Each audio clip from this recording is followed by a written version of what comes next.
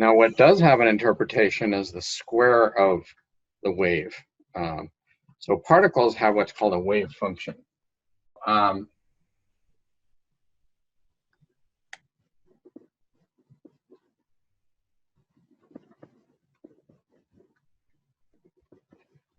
So a wave function is a mathematical function.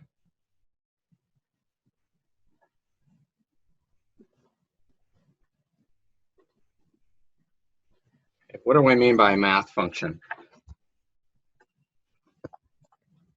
Give me an example of a math function.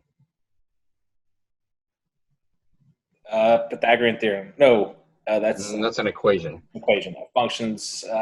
X to Y. F of X or something. What? Have you guys ever heard of a sine function? Oh, Cosine. Cosine function? Those are math functions. Yeah. Another example would be an exponential function. An exponential is a math function. So a wave function is some combination of math functions. It actually has an exponential in it. Now, it also happens to have imaginary numbers in it. So it's not anything that has a physical interpretation. But it can be used to calculate stuff. And a wave function, usually you use a Greek letter. That's the Greek letter psi, psi. And the wave function describes this wave character of a particle. It describes what's meant by the wavelength of a particle. It has that in the function. It has part of the function is the wavelength of the particle. There's something called Schrodinger's equation. I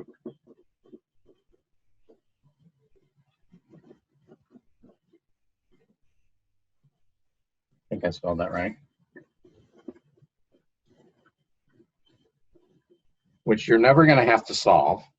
The Schrödinger equation is H psi equals E psi. This H is called an operator. It also has math functions in it. So you could kind of think about this as like just on a very simple level, like the sine of x, where this is x. Sine of x equals EX. That's not that simple, but that's kind of what I'm getting at here. E is an energy.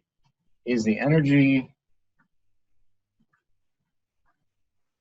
of the particle, whatever the particle is. Okay. Could be a baseball, could be an electron. It's the energy. So that's what a wave function is.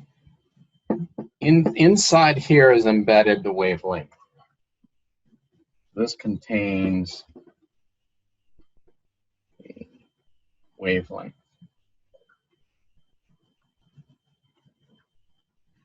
Lambda. Okay. The wave function itself has no physical interpretation, but the square of the wave function does. So if I take that function and I square it, then I can interpret what that means. So Schrödinger's equation isn't important to you guys, except to say that that's how we do calculations with quantum mechanics, but it's the square of this. Square of that function, like if this was a sine function, the square of it would be sine squared, right? So the square of that function gives us a probability of a particle location. Particle location. So let's say it was sine x was our function, and we were squaring it. Well, if we wanted to know the location of the particle along a line x, if we squared it, we'd have sine squared x. So if we pick any x point along that line, we put that in the sine function and squared it, that would give us the probability that the particle would be there at that. So if we said x equals 2, well, then it would be sine squared of 2, sine 2 quantity squared. That's going to be the probability at x equals 2. X equals 3 would have a different probability, etc. Now this is not just a one-dimensional function, it's three-dimensional. So you have x, y, and z. So if you know the wave function, you can tell what the probability of a particle is anywhere in space as the particle is moving, because this also is time dependent. Or at least it's time dependent for certain situations. So I'm going to give you an analogy here, and I think it really helps to understand this whole idea of a wave function and a wavelength. Let's say that you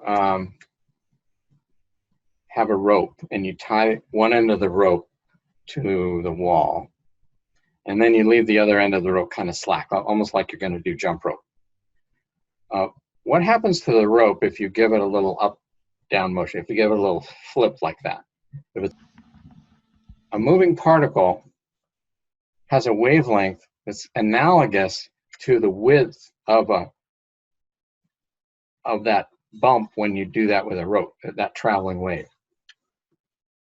So think about the wavelength in a moving particle. Let's say I have an electron here that's moving through space, and the square of the wave function anyway is sort of like that bump traveling through space.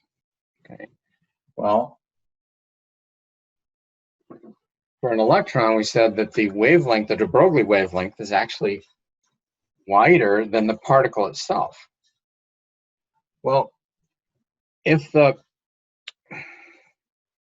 square of the wave is the probability that the particle will be in a certain position, but it's this wide, then what we're really saying is, for this particle that has a wavelength that wide, there's some uncertainty as to where it is. Even though it's moving, we kind of know where it's moving. At any one time, there's this width of the wave that gives it an uncertainty in its position.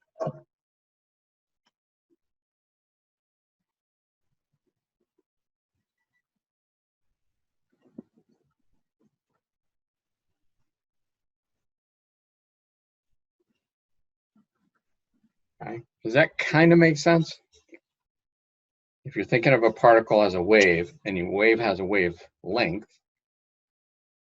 then I am putting in a physical interpretation, at least on the square of the wave, which is what I'm trying to show here, that the width of the wave as it's traveling through space kind of represents an uncertainty in the position of the electron. Now, it also has a peak. So right there at the peak would be the most probable position.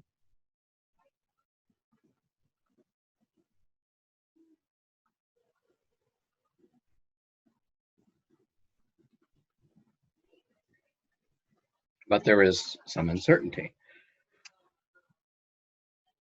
We're going to apply this to the electron traveling around an atom, because if the position of an electron has some uncertainty in it, and by the way, you can read about the Heisenberg's uncertainty principle. It's related to this, okay? But if there's some uncertainty in the position of the electron as it's traveling around a nucleus, let's say this is hydrogen, there's an electron. Got a little competition coming from the kitchen there.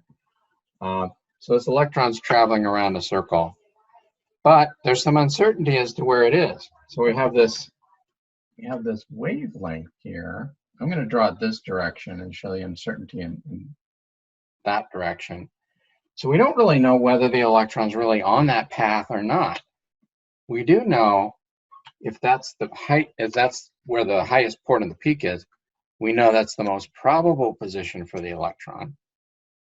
But because there's this uncertainty, what we're going to do now in the quantum mechanical atom, this was the Bohr picture, in the quantum mechanical atom,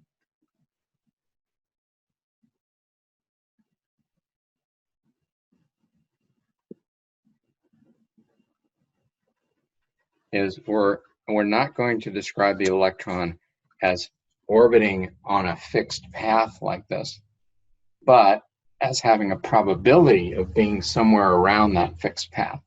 So basically, it's kind of like if we took the electron and we smushed it out a little bit. So we made it almost like a cloud, smushing it out so that it's not really right there, but it's in this vicinity. And that's how we come up with what's called orbitals for quantum mechanical atoms. We're not going to talk about orbits anymore, like the quantum mechanical picture where we had an orbit. That's what the dotted line represents. Sorry, I didn't mean that.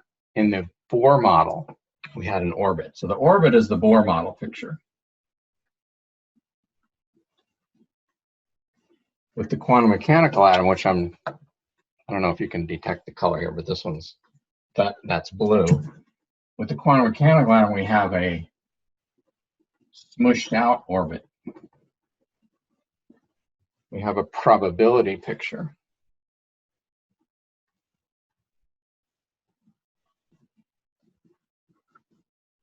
Which is called an orbital.